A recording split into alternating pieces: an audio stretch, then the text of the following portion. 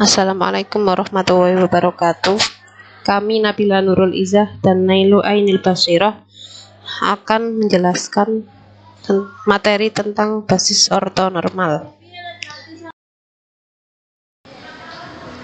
Yang pertama yaitu definisi.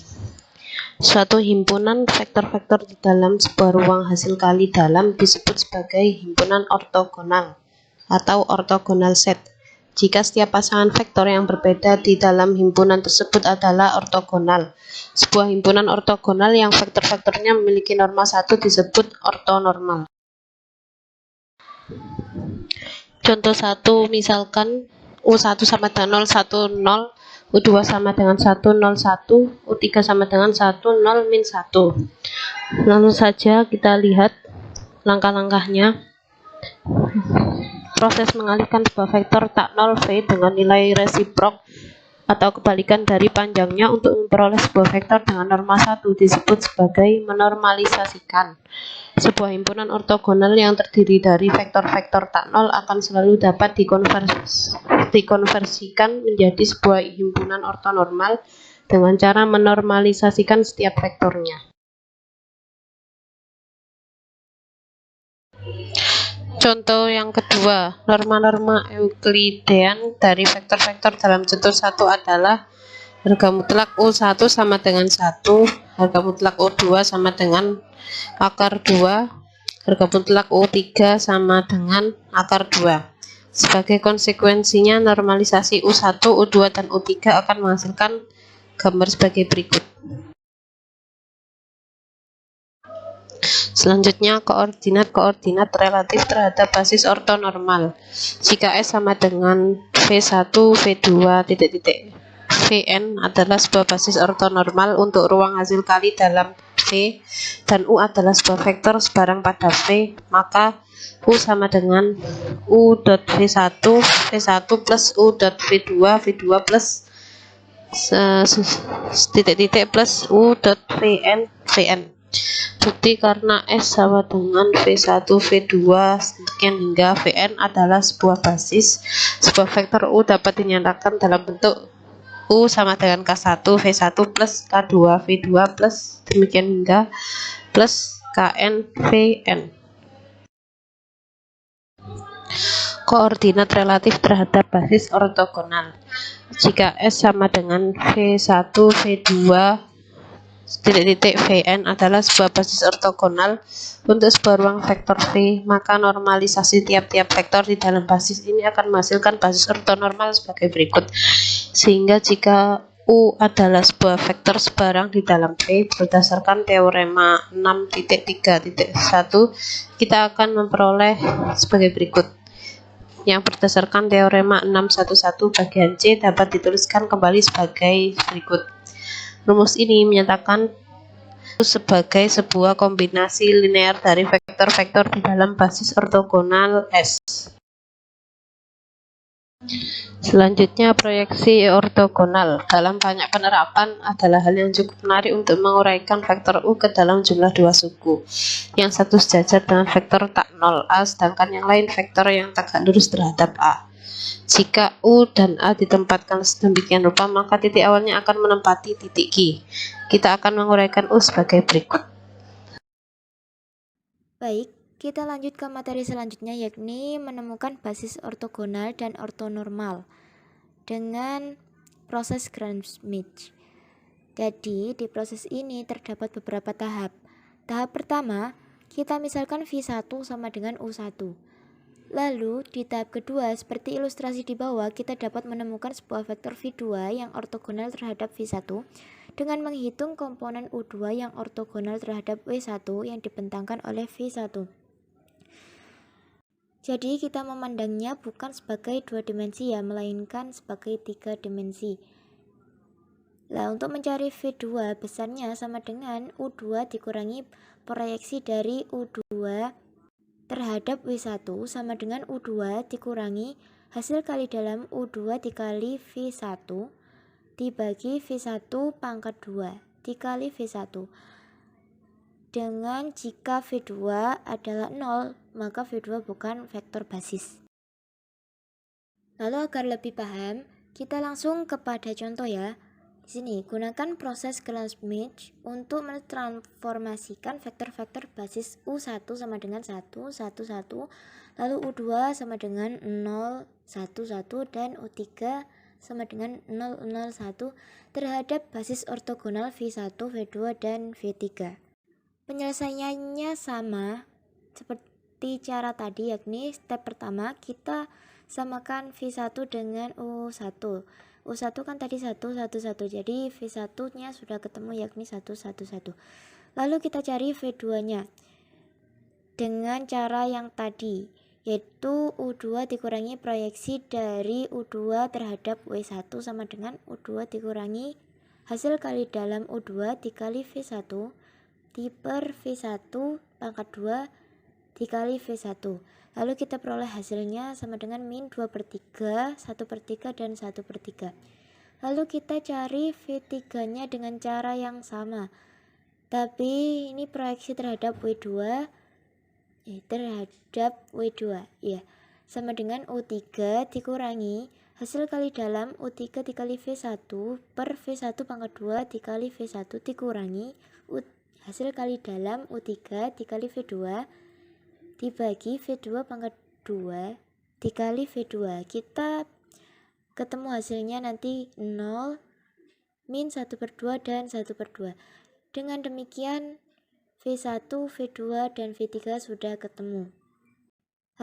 Lalu lanjut ke membentuk basis ortogonal untuk R3, yaitu caranya dengan 1 ditambah 1 pangkat 2 ditambah 1 pangkat 2 ditambah 1 pangkat 2 lalu diakarkan ya. 1 tambah 1 tambah 1 kan 3. Diakarkan jadi akar 3. Caranya sama seperti yang V1 tadi. Setelah basis ortogonalnya sudah ketemu, kita tinggal memasukkan Q1-nya berarti 1 per akar 3, 1 per akar 3, dan 1 per akar 3. Lalu Q2-nya kita ketemu min 2 per akar 6, 1 per akar 6, dan 1 per akar 6. Q3-nya kita ketemu 0, min 1 akar 2, dan 1 akar 2. Kita lanjut ke materi selanjutnya yakni dekomposisi QR. Jadi di teorema ini, jika A adalah suatu matriks berukuran M kali N dengan vektor-vektor kolom yang bebas linear, maka A dapat difaktorkan sebagai A sama dengan Q dikali R. Dengan Q sama dengan matriks berukuran M dikali N dengan vektor-vektor kolom yang saling ortonormal, di mana transpose dari Q dikali Q adalah sama dengan I. Lalu R adalah matriks segitiga atas berukuran N dikali N yang memiliki inverse. Kemudian berdasarkan teorema tersebut, yakni transpose dari Q dikali Q sama dengan I, maka transpose dari Q dikali A sama dengan transpose dari Q dikali R sama dengan I dikali R dan sama dengan R. Berdasarkan dari teorema ruang vektor yang tak nol selalu memiliki basis ortonormal, maka bisa diperoleh matriks Q dari proses Gram-Schmidt matriks A. Misalkan U1 sampai sama dengan UN merupakan vektor kolom dari matriks A, dan Q1, Q2 sampai sama dengan Qn merupakan vektor kolom ortonormal dari Q. Jadi Q1, Q2 sampai sama dengan Qn diperoleh dari menormalisasi vektor-vektor kolom matriks A dengan proses Gram-Schmidt dengan Q1 sama dengan U1 diper U1. Kita mengetahui dari teorema bahwa U1, U2 sampai dengan UN dapat dinyatakan dalam bentuk vektor-vektor Q1, Q2 sampai sama dengan Qn sebagai U1 hasil kali dalam U1 dikali Q1 dikali Q1 ditambah hasil kali dalam U1 dengan Q2 dikali Q2 sampai sama dengan hasil kali dalam U1 dengan Qn dikali Qn dan seterusnya.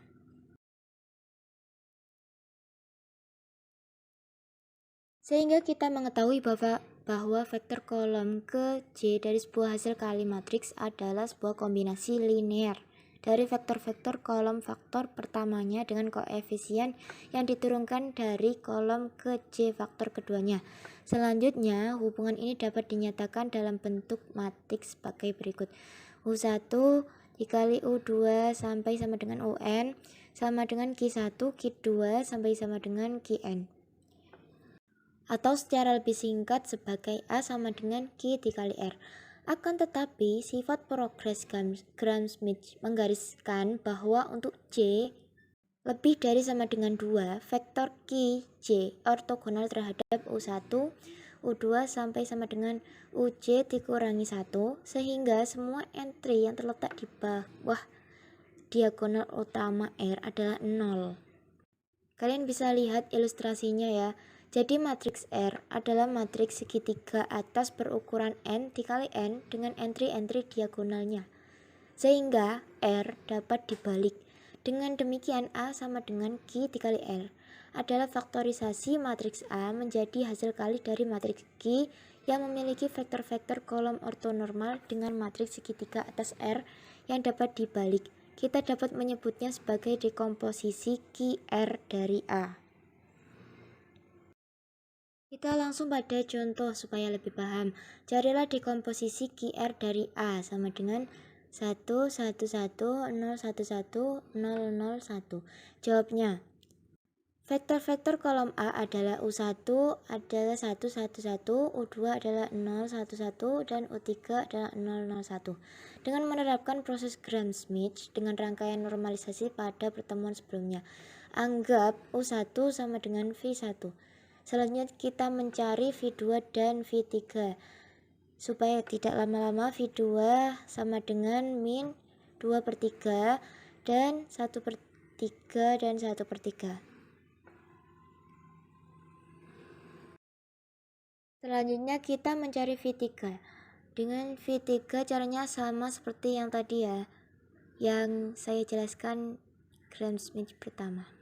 Jadi kita temui hasilnya adalah 0, min setengah, dan setengah. Selanjutnya kita menghitung panjang V1, V2, dan V3.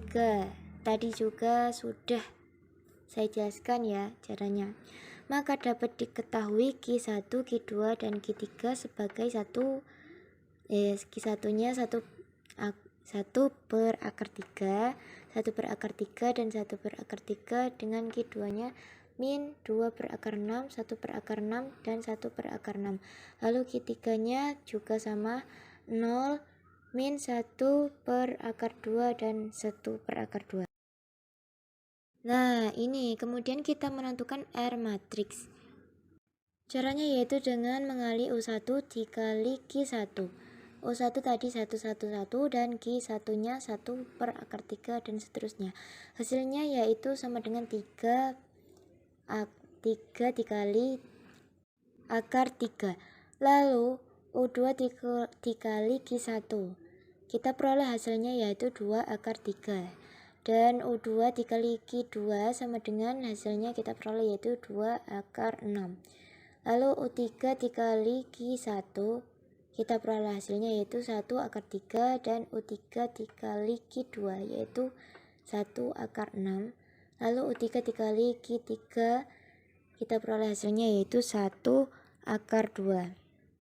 Jadi dekomposisi QR dari A adalah 1 akar 3, 1 akar 3, 1 akar 3, min 2 akar 6, 1 akar 6, 1 akar 6, 0, min 1 akar 2, dikali 3 akar 3, 0, 0, 2 akar 3, lalu 2 akar 6, dan 0, lalu 1 akar 3, 1 akar 6, dan 1 akar 2.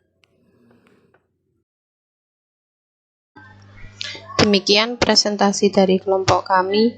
Apabila ada kekurangan kata atau kesalahan, kami mohon maaf yang sebesar-besarnya. Wassalamualaikum warahmatullahi wabarakatuh.